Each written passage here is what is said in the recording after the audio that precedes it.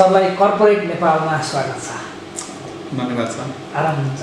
सबै ठिकै छ भन्नु पऱ्यो यो अप्ठ्यारो परिस्थितिमा पनि। लकडाउनमा सबै नागरिक घरमै बसेपछि समय बिताउने विकल्पहरू खोज्दा एउटा टेलिभिजन हेर्ने कुरा नि जोडिएर आउला।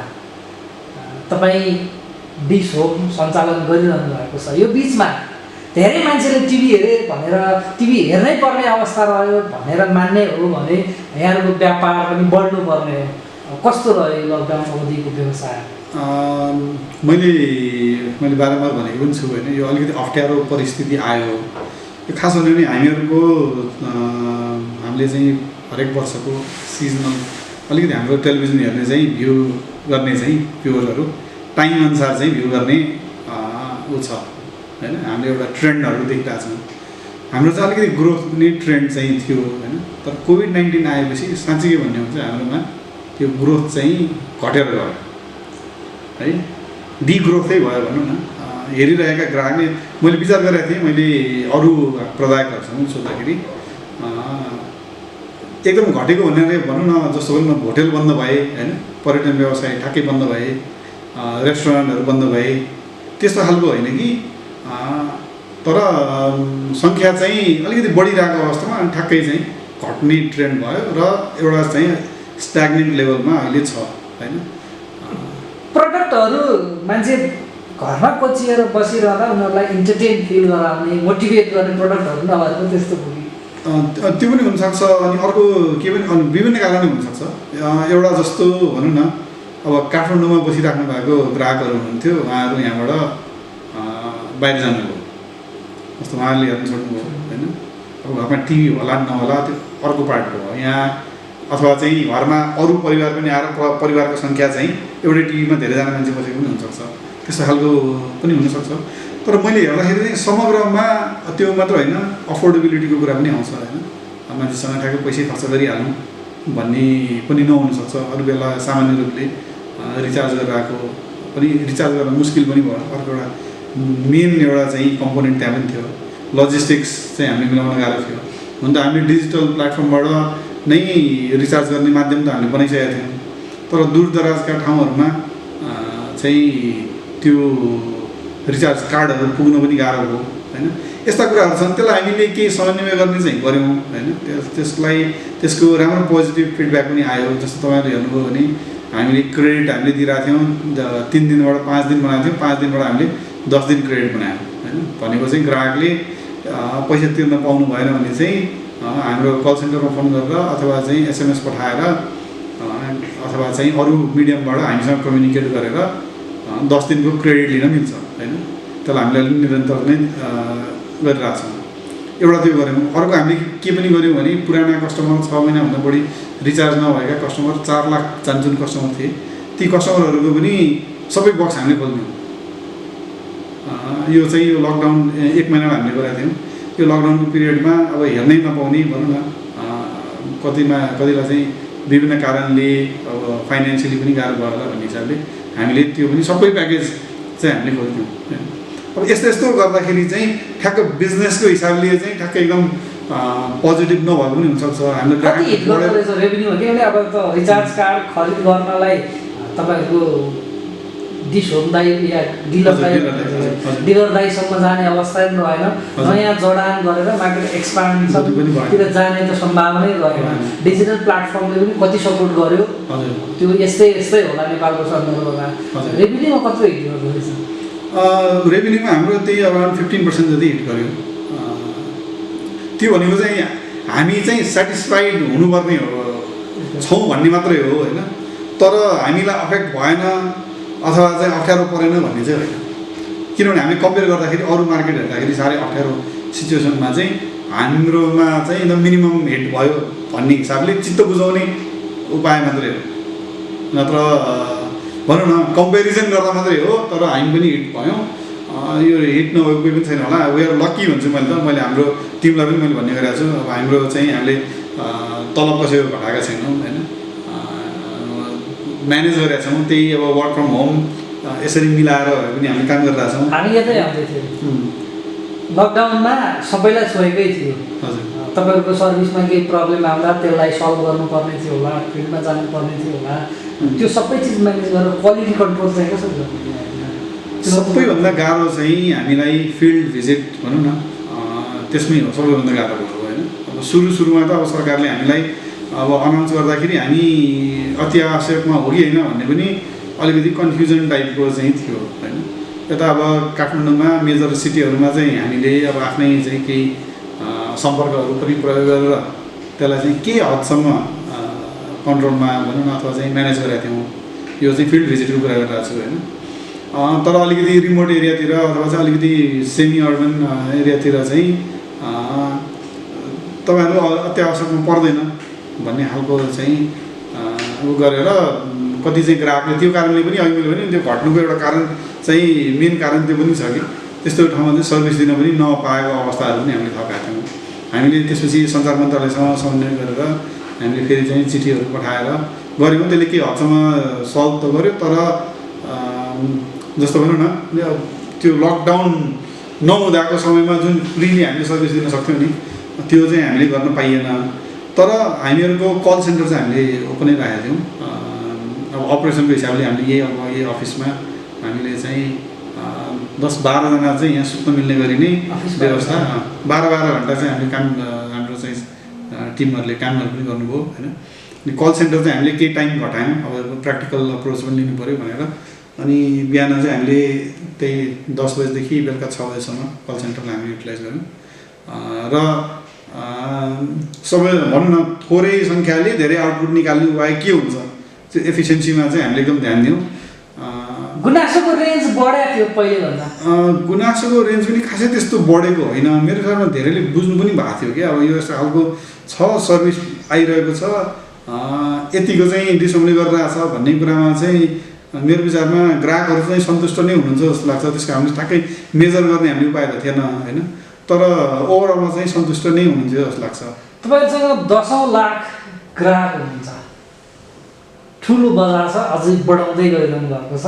उत्साहित हुने बेलामा सरकारले क्लिन फिड लागू गर्ने भनेर ऐन ल्यायो। अब त्यो कार्यान्वयनको नजिक हामी छौँ। त्यो क्लिन फिडको कार्यान्वयनको सन्दर्भमा यहाँहरूका केही गुनासा थिए, रिजर्भेसन थिए, मोडालिटीमा फरक धारणा राख्दै आउनु भएको थियो। अहिले त्यो प्रक्रिया कहाँ पुर्याउनु भएको छ? अब कस्तो छ भने अब कानुन हामीले मान्दैनौँ हामी होइन, त्यसरी हामी भन्न त हामीले एउटा चाहिँ नेपालमै व्यवसाय गरिसकेपछि हामी कानुन मान्छौँ। मैले बारम्बार भनेको छु सरकारले बनाएको कानुनलाई हामीले चाहिँ कसरी सहज बनाउन सकिन्छ, कसरी हामी मिलेर काम गर्न सकिन्छ होइन। हाम्रो पनि चाहिँ एन्टिटीलाई चाहिँ सरकारले पनि एकचोटि हेरिदियोस्, हाम्रो साइडबाट पनि हेरिदियोस् भन्ने हाम्रो चाहना हुन्छ। त्यो स्वाभाविक पनि हो। सबैले हेर्नुभयो भने सबै व्यवसायमा अप्ठ्याराहरू छन्। अब हाम्रोमा अप्ठ्यारो चाहिँ यो फेरि कोभिड-19 को चाहिँ सन्दर्भ छ। अब यो क्लिन फिड लागू गराउन त्यति सजिलो चाहिँ छैन मैले भन्नै पर्छ। किनभने यसलाई हामीले चाहिँ हाम्रो बेस भनेको धेरै चाहिँ विदेशी कन्टेन्ट छ। विदेशी कन्टेन्टहरू अहिलेसम्म पनि चाहिँ ठ्याक्कै यसरी गराउन सकिन्छ भन्ने खालको आएको छैन र कार्यविधि पनि बनेको छैन। यहाँको पनि आफ्नै एउटा प्रब्लम छ होइन। क्लिन फिड भनेर भनेको छ, क्लिन फिडको डेफिनेसन के हो भन्ने कुरा। जस्तो भनौँ न, मानव क्लिन फिड भनेको चाहिँ यो मैले बारम्बार मैले पहिला पनि कुरा उठाएको थिएँ। क्लिन फिड भनेको डिफाइन चाहिँ उताबाट आउने जुन मूल छ त्यो नै एकदम चाहिँ स्वच्छ भएर आउनुपर्छ भने यो क्लिन फिडमा कुनै पनि च्यानल आउँदैन होइन। यो म तपाईँको उसबाट पनि भने कुनै पनि च्यानल आउँदैन होइन। आए पनि 5वटा 7वटा भन्दा बढी नहोला। जस्तो हामीले चलाइरहेको एचबिओहरू छन्, उनीहरू पहिलेदेखि क्लिन फिड थिए। जस्तो इन्डियाबाट आउने च्यानलहरू कुनै पनि आउँदैनन्। त्यो नआउने अवस्थामा चाहिँ हामीले हाम्रो बिजनेस थ्याक्न सक्दैनौँ। त्यो भनेको हामीले बन्द गरेर साँचो लगाएर बुझाउने नै हो। त्यो बाहेक हामीसँग अप्सनै हुँदैन है। गर्नुपर्ने चाहिँ के हो? अब त्यो अवस्थामा हामी बन्द हुँदाखेरिको अवस्था भनेको होल चाहिँ मिडिया सेक्टर नै, टेलिभिजन सेक्टरै बन्द हुने हो। किनभने हामी बाहेक छुट्टै प्रसारण अहिले भइरहेको जस्तो मलाई लाग्दैन होइन। सबभन्दा एउटा च्यालेन्जिङ पार्ट त्यहाँ छ। त्यसलाई चाहिँ सरकारले अलिकति राम्रोसँग टेक्निकली बुझेर चाहिँ कुरा गरोस् होइन। सबभन्दा फर्स्टमा चाहिँ मैले त्यो भने हामी क्लिन फिडको विरोधी हुँदै होइन, हामीले कसरी गर्ने भन्ने कुरामा मात्र हाम्रो चाहिँ क्लियरिटी हुनु पऱ्यो।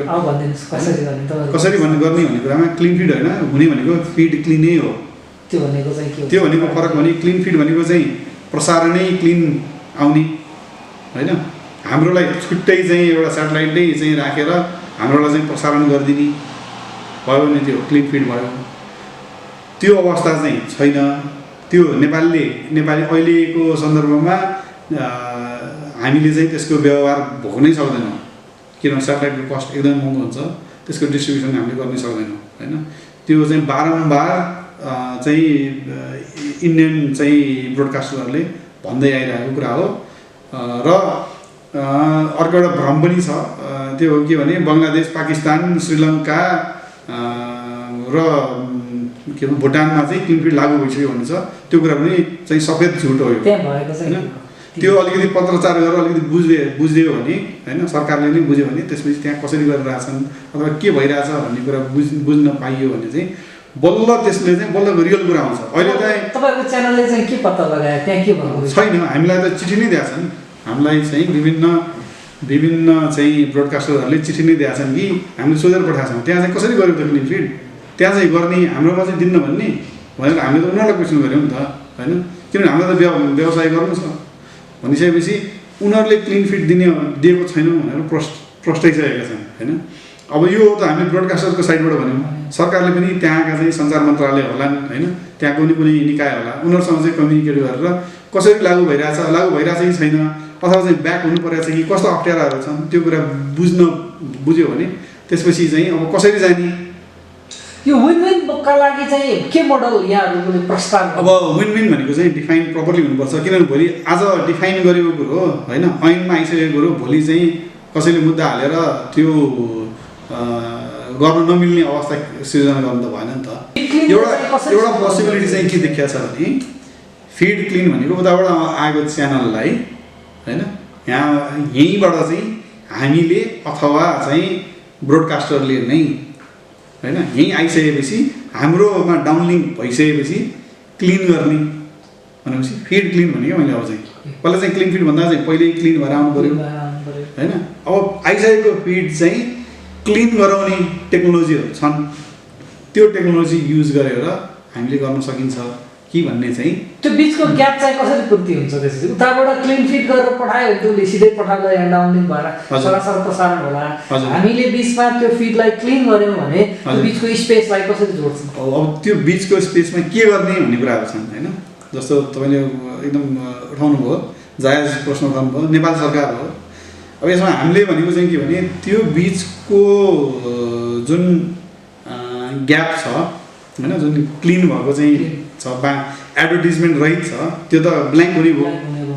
त्यो ब्ल्याङ्कमा चाहिँ हामीले नेपाली लोकल एड हाल्छौँ भन्ने चाहिँ हाम्रो कुरा हो होइन। त्यसले गर्दाखेरि जुन एडभर्टिजमेन्ट रेभेन्यू छ अहिलेको भन्दा अब चाहिँ धेरै राम्रो तरिकाले बढ्छ होइन। अब आनको डिमान्ड पनि एडभर्टिजमेन्ट रेभेन्यू बढाउनु पऱ्यो भन्ने हो होइन, मैले बुझेको अनुसार। त्यो गर्दाखेरि आनको पनि यसले चाहिँ फुलफिल गर्छ।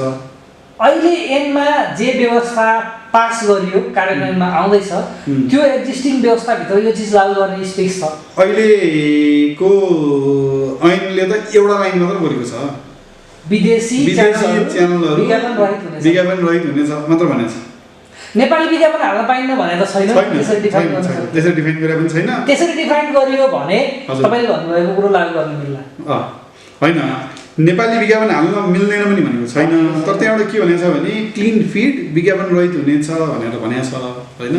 त्यो मैले भने नि अब उताबाट आउने चाहिँ सोर्सै क्लिन हुनुपर्ने हो कि होइन, यहाँ आएर क्लिन गरे पनि हुने हो भन्ने कुरा त क्लियर भएन। किनभने एक लाइन मात्र छ क्या, त्यो एक लाइनले त डिफाइन गर्दैन नि त, त्यसमा त अलिकति डेप्थमा जानु पऱ्यो।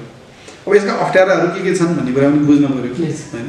भोलि क्लिन फिड लागू भइसक्दाखेरि अहिलेको अवस्थामा यहाँ दुईवटा तिनवटा डिफाइन भइरहेको छ क्या। जस्तो भनौँ न, एउटा के छ विदेशी कन्टेन्टहरू, जस्तो विदेशी एडभर्टिजमेन्टहरू छन्, एडै चाहिँ उता बनेका छन्, त्यसमा हामीलाई केही पनि छैन, स्वदेशीमै बनाउनुपर्छ भन्ने कुरामा हामीलाई चाहिँ केही पनि आपत्ति छैन। त्यो हाम्रो चाहिँ विषयमा पर्दा पनि पर्दैन होइन। अब त्यो डबिङका कुराहरू जुन छन् नि, गर्न पाइने नपाइने केही कुराहरू छन्, त्यो कुरामा हाम्रो केही पनि विमति छैन होइन। हाम्रो चाहिँ खालि चाहिँ प्रसारणको कुरामा मात्रै हो होइन, प्रसारण चाहिँ कसरी गर्ने र त्यसमा चाहिँ एडभर्टिजमेन्ट राख्न पाउने कि नपाउने भन्ने कुरामा हो। सरकारी अधिकारीहरूसँग यो विषयमा छलफल गर्नुभयो होला, हजुर, उहाँहरूको मनोविज्ञान कस्तो पाइयो? अब उहाँहरू पनि अझै क्लियर हुनुहुन्छ जस्तो मलाई लाग्दैन होइन, यसमा अझै छलफल गर्नुपर्छ भन्ने लाग्छ। अनि अब यो कोभिड-19ले पनि धेरै कुरा फरक पार्छ हेर्नुहोस्। त्यो भनेको के भन्दाखेरि अब जस्तो पनि इक्विपमेन्टै ल्याउनुपर्छ, इक्विपमेन्ट आउने अवस्था छैन, लजिस्टिक्स मिलाउनु पऱ्यो होइन। हामीले पनि प्रिपेयर गर्नलाई अथवा ब्रोडकास्टरले पनि प्रिपेयर गर्नलाई चाहिँ टाइम लाग्छ। ती कुराहरू छन्। अनि ठ्याक्कै यसरी हुन्छ भनेर डिफाइन नभएको अवस्थामा अब हामीले पनि के हुन्छ यो बाटो फुकाइदिने त्यो साँचो अहिले यति बेला कसको हातमा छ? किनभने त्यो त पार्लियामेन्ट्री कमिटीबाट पार्लियामेन्टमा गएर एप्रुभ भएर लालमोहर लागिसक्यो। हजुर, अब यो डिफिनेसन गर्नेहरूले यसरी कार्यान्वयन गर भनेर कार्यविधि बनाउँदा सल्टिन्छ वा त्यसलाई फेरि एमेन्डमेन्टको प्रोसेसमा लानुपर्छ? मेरो विचारमा चाहिँ कार्यविधि बनाउनु पर्ने भएको हुनाले त्यसमा चाहिँ बढी डिफाइन गर्न सकिन्छ जस्तो मलाई लाग्छ होइन। यो कानुनी रूपमा चाहिँ अब म पनि अभिज्ञ होइन, तर अहिलेको परिस्थिति हेर्दा चाहिँ त्यो एक लाइनले मात्र डिफाइन त कुनै हालतमा पनि हुनै सक्दैन होइन। त्यसले त खालि अन्यल मात्र सृजना कार्यविधि बनाएर फुकाउन सक्यो, कार्यविधि बनाएर फुकाउन सकिन्छ। अब अरू कुराहरू छन् कि जस्तो भनौँ न विदेशी च्यानलमा तपाईँको कन्टेन्ट जस्तो कुनै कन्टेन्टभित्र एडभर्टिजमेन्ट हुन्छ होइन। त्यो कुरालाई चाहिँ भोलि क्लिन फिट भन्दा त त्यसलाई चाहिँ मान्ने कि नमान्ने है छ नि त प्रश्नहरू। त त्यस्ता खालका प्रश्नहरू पनि हुन्छन् नि त। अब हामीले लास्ट टाइम हामी 2018मा वर्ल्ड कप हेऱ्यौँ। वर्ल्ड कप चाहिँ हाइसेन्स वर्ल्ड कप भनेर थियो होइन। अब त्यो चाहिँ एडभर्टिजमेन्ट हो कि होइन त्यो होइन। त्यति सहज तरिकाले भयो भने भोलि त यसलाई हामीले त लिगल फ्रेमवर्क राम्रोसँग होमवर्क गरेर राम्रोसँग डिफाइन गर्न सकेनौँ भने भोलि त अहिले लिगल कुराहरू त धेरै कुरा उठाउँछ नि। भोलि वर्ल्ड कप नेपालीले हेर्न पाउँदैन आजको यही तरिकाले डिफाइन गर्यो भने होइन। अब यी कुराहरू भए, यस्ता खालको कुराहरू भए। अब एउटा त मैले बारम्बार भनेको छु पे टिभी र उसको डेफिनेसन पनि एकदम हावा तरिकाले भएको छ। पे टिभी भएपछि चाहिँ पैसा तिरेपछि विज्ञापन हेर्न पर्दैन, पैसा नतिरेपछि चाहिँ के अरे विज्ञापन हेराउनुपर्छ। ती कुरा त मैले कान्तिपुर भनौँ न समाचारपत्र आदि जुन म्यागजिन छन् तिनलाई पनि हामीले पैसा तिर्छौँ होइन। पैसा तिर्दाखेरि विज्ञापन हेर्न पर्दैन भन्ने चाहिँ हुँदैन भन्ने लजिक मैले पहिले पेस गरिसकेको छु। त्योभन्दा बढी बोल्नुपर्छ जस्तो मलाई लाग्दैन होइन। लजिकमै कुरा गर्ने हो हामीले काम गर्दा होइन। लजिकली के भइरहेछ भन्ने कुरा गरेर इक्विपमेन्ट खरिद गर्नुपर्ने भन्नुभयो। जस्तो तपाईँहरू जस्तो ब्रोडकास्टर्सहरूले इक्विपमेन्ट खरिद गरेर लिएर आएर त्यो फिड क्लिन गर्ने वा क्लिन फिड गर्ने जे व्यवस्था हुन्छ त्यो कार्यान्वयन गराउँदा लागत बढ्ने हो। हजुर, तर तपाईँहरूले जुन प्रकृतिको च्यानलबाट सब्सक्राइब गरेर यहाँ बेच्नुहुन्थ्यो त्यो बेच्दा रेभिन्यूमा त कहीँ न कहीँ हिट गर्ला भनेको तपाईँको आम्दानी घट्न सक्ने लागत बढ्न सक्ने जोखिम पनि छ यसमा। छ अवश्य छ। किनभने त्यो क्लिन फिड गराउने अथवा फिड क्लिन गराउने जुन प्रोसेस छ त्यो महँगो छ। जस्तो अब छुट्टै चाहिँ डाउनलिङ गर्नु पऱ्यो भन्ने हो भने त पोसिबल छैन, आउँदैन। यो व्यवसाय नै हामी छोडेर होइन बन्द गर्दै भयो। त्यसपछिको जिम्मेवारी हामी हुँदैनौँ होइन। त्यसपछिको जिम्मेवारी चाहिँ जसले यसलाई चाहिँ अगाडि बढाउँछ त्यही हिसाबले हुन्छ। अब अरू आर्ग्युमेन्टहरू पनि छन् कि हामीसँग। अब यो क्लिन गराउने सन्दर्भमा पनि हामीले चाहिँ केही न केही टेक्नोलोजी हामीले अप्नाउनु पर्छ। त्यो टेक्नोलोजी अप्नाउँदाखेरि खर्च बढ्छ होइन। त्यो खर्च चाहिँ हामीले ग्राहकलाई पास डाउन गर्नैपर्छ।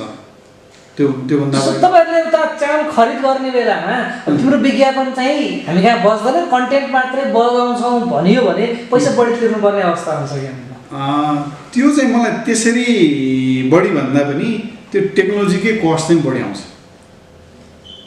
एउटा चाहिँ गलत एउटा खास हामीसँग रिलेटेड कुरा होइन, त्यही भएर म त्यसमा चाहिँ गइनँ। विदेशी यहाँ चाहिँ च्यानलमा कति एडभर्टिजमेन्ट बच्छ नेपालको मार्केटलाई कभर गर्ने चाहिँ कसैले पनि अध्ययन गरेर बोलेको छैन होइन। अब मैले सुनिरहेको छु कहिले चाहिँ 2 अर्बको रेभेन्यू बढ्छ भन्ने कुरा आएको छ, कसैले 4 अर्बको बढ्छ भनेको छन् होइन, कसैले 5 अर्ब भनेको छन्। यो चाहिँ एकदम मनगन्ती हुन्छ नि, एउटा आफ्नो चाहिँ एजेन्डालाई चाहिँ पुस गर्नलाई बोलेको भन्ने मात्र जस्तो लाग्छ। एन बन्ने बेलामा तपाईँहरूको लबिङ पनि पर्याप्त भएन क्यारे, जसले बनाइरहेको छ उनीहरूलाई बुझाउन सकिएन त्यसको मतलब। किन पार्लियामेन्टमा त माननीयहरूले आफ्नो धारणा राख्ने बेला जसरी प्रस्तुत हुनुभयो त्यो हेर्दा त तपाईँहरू उहाँहरूको बिचमा प्रपर कम्युनिकेसन नै भएन। उहाँहरूले कसरी हेर्नुभयो भने हामी यो चाहिँ विज्ञापन विधेयक भनेर आयो हेर्नुहोस् है। त्यही भएर हामीलाई उहाँहरूले क्वेसन नै सोध्नु भएन। हामीले डिमान्ड गरेका थियौँ हाम्रो पनि कुरा सुनियोस्, आवाज सुनियोस् भनेका थियौँ। तर उहाँहरूले हाम्रो कुरा सुन्नै चाहनु भएन, सुन्नु भएन। तर्फी भनौँ न एउटा छ नेपालमा एउटा प्रब्लम छ, व्यवसाय गर्ने मान्छेहरूले चाहिँ को कुरा सुन्नु हुँदैन, व्यवसायले आफ्नो मात्र कुरा गर्छन्। हामी त्यस्तो होइन नि त, हामी व्यवसाय गर्ने भनेको यो देशमा बसेर ग्राहकलाई खुसी बनाएर देशलाई पनि प्रगति हुन्छ भनेर विकास गर्ने हो नि त। हामी ट्याक्स तिर्ने हो। हेर्नु न डिसोमको कहानी हेर्नुभयो भने, कथा हेर्नुभयो भने हामीले चाहिँ कस्तो अप्ठ्यारो टाइममा पनि हामीले ट्याक्स बुझाएका छौँ होइन। हामी त्यसलाई कहिले पनि हामीले चाहिँ त्योबाट हामी डिभिएट भएकै गरिसक्यौँ। जस्तो भनौँ न हाम्रो हेर्नुभयो भने 650 करोडभन्दा बढी हामीले चाहिँ यो 10 वर्षमा हामीले चाहिँ विभिन्न किसिमले ट्याक्स उठाएर हामीले सरकारलाई बुझाएको रहेछौँ होइन। जबकि त्योभन्दा अगाडि यो इन्डस्ट्री चाहिँ एकदम इरेगुलेटेड होइन, अनरेगुलेटेड इन्डस्ट्री। नेपाल भारतको सम्बन्ध पनि अलिक उतार चढावपूर्ण बन्दैछ। हामी कहाँ यो सन्दर्भलाई हेर्ने हो भने अब भारतीय च्यानल चाहिन्छ कि चाहिँदैन भनेर रेडिकल बहस आउला कि भन्नेसम्म पुग्न सकिएला। त्यसो भयो भने त व्यवसाय झन् धराप हुने रहेछ। म त्यसरी चाहिँ मैले सोच्दिनँ। किन भन्नु न, यो च्यानलको मात्र कुरा छैन नि। आज हामीले च्यानलको कुरा गरिरहेको छौँ, यो भनेको त कन्टेन्टको हो। हामी विश्व उसमा चाहिँ हामी खुम्चेर बस्ने हो कि अझै चाहिँ उदारपनमा हामी जाने हो। अहिलेसम्मको जुन हाम्रो चाहिँ अब सरकारको चाहिँ एउटा छ भनौँ न, के भन्छ गोल छ, अथवा चाहिँ जुन हामीले देखिरहेछौँ यो वर्षौँदेखि ओपन मार्केट उसमै हामी गइरहेछौँ भने हामी खुम्चिने होइन। मैले बारम्बार भनेको छु, नर्थ कोरिया बन्ने हाम्रो चाहना त छैन। हामी त ओपन ग्लोबलाइजेसनलाई चाहिँ हामीले चाहिँ मजाले एकदम आत्मसात गरेका छौँ। भनेपछि यसमा हामीले भारतीय मात्र भनेर नहेरौँ, भारतीयको डोमिनेन्स छ होइन। त्यसलाई बरु कसरी घटाउने भन्ने कुराहरू आफ्नो ठाउँमा छन्। ती कुराहरूमा हामी डिस्कसन गर्न सकिन्छ। अब इन्ट्रेस्टिङली के भन्नुहुन्छ भने भारतमा पनि जति पनि च्यानलहरू छन्, ब्रोडकास्टहरू छन्, ती फेरि भारतीय कम्पनीका होइनन्, ती चाहिँ मल्टिनेसनल छन् होइन। अब स्टारकै कुरा गर्नुहुन्छ भने चाहिँ फक्स उसको छ, के अरे डिज्नीले लिएको छ अहिले त अझै होइन। त्यसरी इन्टरनेसनल उसमा गइरहेछ। हामी अझ अगाडि बढ्दाखेरि अरू चाहिँ प्लेटफर्महरू आइरहेछन् होइन। जस्तो अब इन्टरनेटको उसमा हेर्नुभयो भने सोसियल प्लेटफर्महरू आइरहेछन्, त्यसलाई पनि त बन्द गर्नु पऱ्यो नि त होइन। डोमिनेन्स छ त्यतातिरबाट पनि डोमिनेन्ट हुन्छ होइन। त्यहाँ पनि एडहरू बजिरहेछन्, ती पनि क्लिन फिट छैनन्। तिनलाई चाहिँ कसरी म्यानेज गर्ने भन्ने कुरा पनि सोच्नु पऱ्यो। अझै मुभ त भनौँ न हाम्रोबाट चाहिँ ग्राहकको सङ्ख्या अथवा चाहिँ टाइम वाइज त त्यतातिर मुभ गरिरहेछ। त्यो मुभ गरेको अवस्थामा त्यतातिरको चाहिँ अनरेगुलेटेडलाई चाहिँ यतिकै छोडिदिने, जे हुन्छ त्यही गरेर राख भन्ने। हामी चाहिँ सरकारलाई हामीले ट्याक्स बुझाएको छौँ, हामी सिस्टममा छौँ। सरकारले एउटा पत्र काट्यो भने अथवा चाहिँ एउटा स्विच आएर यहाँ बन्द गऱ्यो भने हामी बन्द गर्ने अवस्थामा छौँ। हामीलाई चाहिँ झन् अलिकति अप्ठ्यारो चाहिँ असहज परिस्थिति पुर्याउने पनि त सरकारले सोच्दैन होला नि त भन्ने चाहिँ हाम्रो विश्वास छ। तपाईँका कुरा सुनिरहँदा आजका दिनमा पनि एकजना उद्यमी व्यवसायीले उत्साहित हुनुपर्ने कारण चाहिँ रहेनछ भनेको यति लामो एक्सर्साइज गरिसक्दा, स्थिर सरकार आयो भनिसक्दा लगानीकर्ताहरू आश्वस्त भएर मोटिभेट भएर थप लगानी गर्नुपर्छ भन्ने अवस्थामा त जाने अवस्थै देखिएन। त्यस्तो अब यस्तो छ हेर्नुहोस् है, अब हामीले जस्तो अब तपाईँहरू आफ्नो व्यवसाय भनेको पत्रकारिता गर्नुहुन्छ होइन। तपाईँहरूको आफ्नै गोल एम हुन्छ। हामी पनि एउटा व्यवसाय गर्ने मान्छेको होइन, हामीले गर्ने चाहिँ हाम्रो जीविका नै यही हो होइन। हामीले गर्ने नै व्यवसाय गर्न मात्र जानेको छु। अब म अरू कुरा पनि गर्न सक्दिनँ, म राजनीति गर्न सक्दिनँ, म कवि बन्न सक्दिनँ। भनेपछि जहिले पनि कामै गर्ने, अप्ठ्यारो भए पनि सजिलो भए पनि हामी चाहिँ काम गर्ने, यसरी नै हामी अगाडि बढ्ने हो। त्यही भएर हामी अगाडि बढिरहेका छौँ। पेस बढाउँछन् नि मान्छेले। त्यो कुरामा चाहिँ के भने पेस बढाउनलाई चाहिँ यहाँ धेरै कुरा गर्न सकिन्थ्यो होइन। सहज गभर्मेन्टले चाहिँ अफिसिएट गर्ने भन्दा पनि सर्भ गर्ने होइन। तैँले यो गरेको भएन, त्यही भएर यसलाई चाहिँ रोक्छु, यसले बदमासी गर्न आयो भनेर सोच्नुको सट्टा चाहिँ बदमासी गरेको पार्टलाई मात्र चाहिँ पनिस गर्ने होइन। र अरू ठाउँमा चाहिँ सकेसम्म सहजकर्ताको चाहिँ भूमिका खेल्ने भयो भने अनि बल्ल व्यवसायहरू पस्टाउँछन्। आजको दिनमा चाहिँ मैले भन्दा चाहिँ मेरो आफ्नो एक्सपिरियन्सले म धेरै विदेश पनि बसेँ होइन। हेर्दा चाहिँ के छ भने यहाँ काम गर्न चाहिँ एकदम अप्ठ्यारो छ। विदेशको कुरा गरिहाल्नुभयो, त्यो अमेरिकाको साम्राज्य त्यो सुख शैल छोडेर नेपाल आएर केही गर्छु भन्ने सोच राखेँ भन्नुहुन्थ्यो। हजुर, कतै आएर गल्ती त गरिन भन्ने ठाउँमा त पुग्नु भएको छ होइन। कहिलेकाहीँ प्रश्न चाहिँ उठ्छ हेर्नुहोस् है, तपाईँले सान्दर्भिक प्रश्न उठाउनु भयो।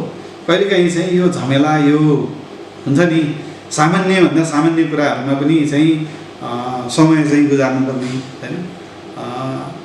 यो यो जुन हाम्रो चाहिँ रेड टेप जुन छ होइन, यो सोचाइ चाहिँ कहिले परिवर्तन होला, यसलाई चाहिँ यो लिडरसिपलाई पनि थाहा छ है, हाम्रो कहाँ मिस्टेक छ भन्ने थाहा छ होइन। एकदम राम्रो मान्छेहरू पनि हुनुहुन्छ, के अरे उसमा पनि एकदम ट्यालेन्टेड मान्छेहरू हुनुहुन्छ हेर्नुहोस्, यो ब्युरोक्रेसीमा पनि, त्यो होइन। तर सिस्टमेटिक अप्रोचमा कहीँ न कहीँ एकदम ठुलो फ्ल छ। सोसाइटीका 3 पिलर तपाईँहरूले हामीले यसरी हेर्ने हो भने एउटा पोलिटिसियन, अर्को ब्युरोक्राट्स, अर्को बिजनेस कम्युनिटी, त्यो 3 पिलरको बिचमा समन्वय नहुनुमा सबैको केही न केही रोल त होला। यसमा मलाई चाहिँ के लाग्छ भने स्पेसली लिडरसिपबाट मैले एक्सपेक्ट गरेको चाहिँ के भन्दाखेरि यो प्रब्लम छ भनेर उहाँहरूले पनि बुझ्नु भएको छ। आज तपाईँ कुनै नेताहरूमा जानुहोस्, भेट्नुहोस् होइन, उहाँहरूले के भन्नुहुन्छ, ब्युरोक्रेटिक हर्डलहरू धेरै छ भन्नुहुन्छ होइन। ब्युरोक्रेसीकोमा पनि जानुहोस्, उहाँहरूले पनि के भन्नुहुन्छ, के गर्ने, मेरो हातै चाहिँ टाइट छ होइन, यो कानुनले दिँदैन, यो नियमले दिँदैन, यो ऐनले दिँदैन भन्नुहुन्छ होइन। भनिसकेपछि त्यहाँ के ठुलो एउटा मेजर प्रब्लम रहेछ नि त।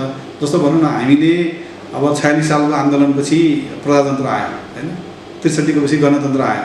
अब अहिले हामी चाहिँ एउटा फेडरल रिपब्लिक भनेर होइन 7 प्रदेश हामी चाहिँ आइरहेछौँ।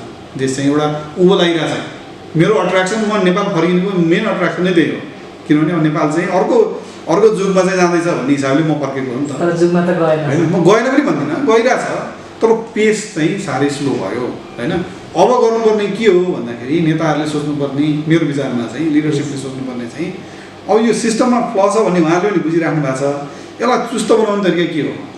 अब यी अरू कुराहरू जुन पोलिटिकल उसले चाहिँ हामीलाई अर्को उसमा पुर्याइसक्यो होइन। अब चाहिँ लिडरसिपले अहिले नै सोच्नुपर्ने होइन कुरा चाहिँ अब यो कुराबाट अब हामीलाई चाहिँ राजाले गर्न दिएनन् होइन, अथवा चाहिँ यो प्रदेश भएन, हामी आफैले डिसाइड गर्न सकेनौँ भन्ने कुराले त हामीले रोकेको छैन। भन्दाखेरि त यसलाई यो सिस्टमलाई चाहिँ चेन्ज गराउने के हो त होइन। यसलाई चेन्ज गराउनलाई हामीले होमवर्क गर्न जरुरी छ। हामी चाहिँ के गरिरहेको छौँ भने भइरहेकै सिस्टमलाई मोडिफाई गर्न खोज्दैछौँ होइन। तर के हुन्छ भने नि त्यो चाहिँ सफिसियन्ट भन्दा पनि त्यो चाहिँ झन् गाँजिँदै गएको छ कि। जस्तो भने क्लिन फिटको पनि कुरा यही हो नि त। हामीले किनभने 0 लेभलबाट सोचेनौँ कि, हामीले कहाँनिर सोच्यौँ विज्ञापन विधेयक भनेर सोच्यौँ, क्लिन फिट लगाएर गाड्यौँ। हामी तपाईँ अब कति सफ्टवेयरमा कति हुनुहुन्छ, त्यो पुरानो सफ्टवेयरहरूमा चाहिँ त्यो धेरै कुरा मिक्स हुँदा त्यसले चाहिँ कामै गर्न सक्दैन होइन। एकदम एउटाले अर्कोलाई ब्लक गर्छ, अनि कहाँ प्रब्लम पऱ्यो थाहा हुँदैन, यस्तो हुन्छ कि। क्लिन तपाईँले सुरु गर्नुभयो भने चाहिँ अनि त्यो ठ्याक्कै चाहिँ के हो रिक्वायरमेन्ट बुझेर अनि त्यो अनुसारको चाहिँ काम हुन्छ। हाम्रोमा पनि त्यो क्लिनअप गर्नुपर्ने बेला आएको छ होइन। त्यो सेम मोडलमा पहिलाकै मोडलमा हामी काम गरिरहेछौँ, त्यो मोडल चाहिँ चेन्ज गर्नुपर्ने सिचुएसन छ। हामीले सङ्घीयता ल्यायौँ, 3 तहको सरकार छ भनिहाल्यौँ। पहिलेदेखि हामी अन्तर सरकारी निकायबिच समन्वय हुन भन्दै आएका थियौँ, त्यो स्टिल कन्टिन्यू छ भन्ने सन्दर्भमा चाहिँ तपाईँको पेमेन्ट पनि रोकिएको छ कि अरे रिलेटेड पार्टीलाई पठाउनु पर्ने।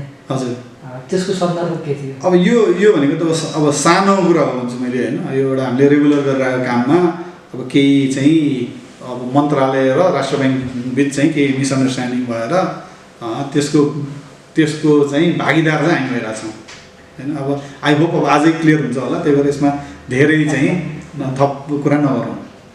डिसहरूले फर्दर नयाँ प्रडक्ट केही लन्च गर्दैछ। हजुर, के ल्याउँदैछ यो बिचमा? अब हामीहरू कन्टिन्युस इम्प्रुभमेन्ट होइन, कन्टिन्युसली हामी केही न केही चाहिँ हामी गरिरहेकै हुन्छौँ।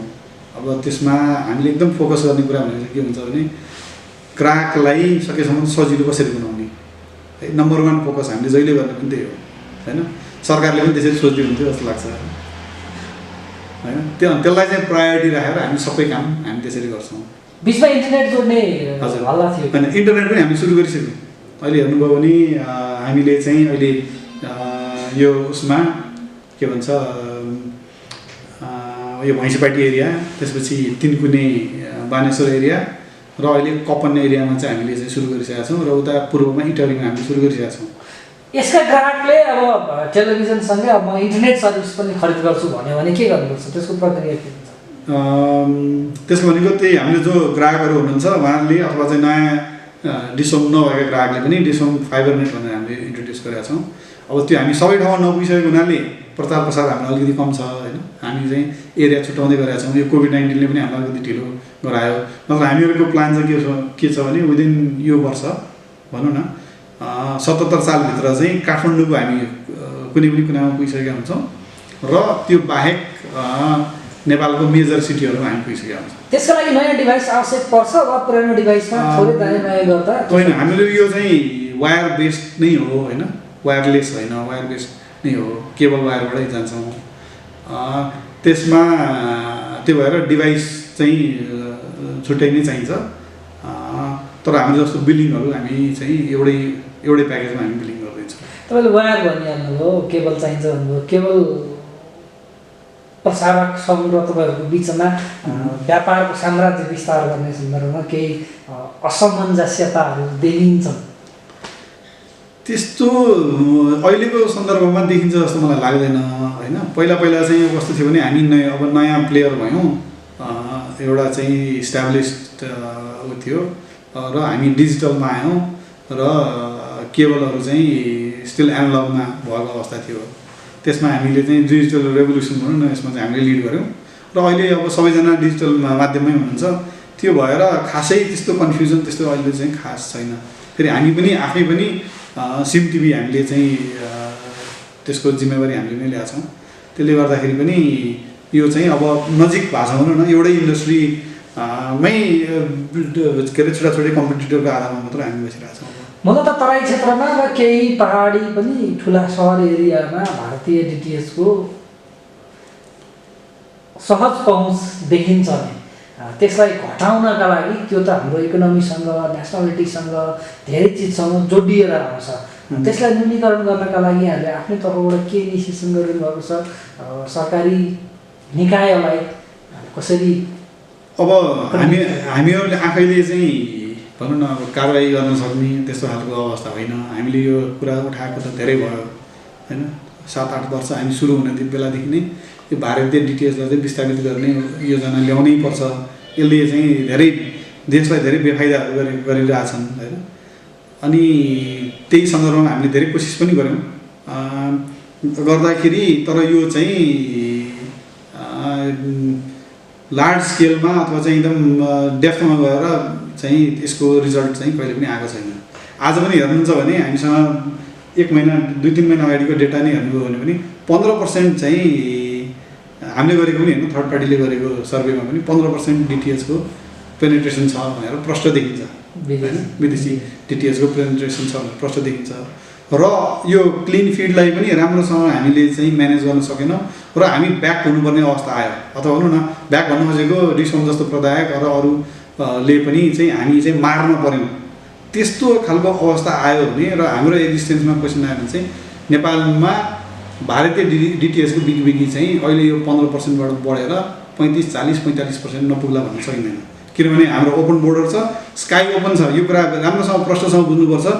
हामीले चाहिँ माथिको जुन हावाबाट आउने ऊ छ त्यसलाई हामीले रोक्न सक्दैनौँ र यहाँ के भन्छ बोर्डर पनि ओपन बोर्डर भएको भएर अझै तराई बेल्टमा जानुभयो भने त खुल्ला नै व्यापार भइरहेछ। त्यसलाई कसैले न निगरानी गरेको छ, न कसैले चाहिँ त्यसलाई कन्ट्रोल मेकानिजममा ल्याएको छ होइन। त्यसै कारण त्यो चाहिँ त्यहाँबाट माथि सर्नलाई केही समय लाग्दैन।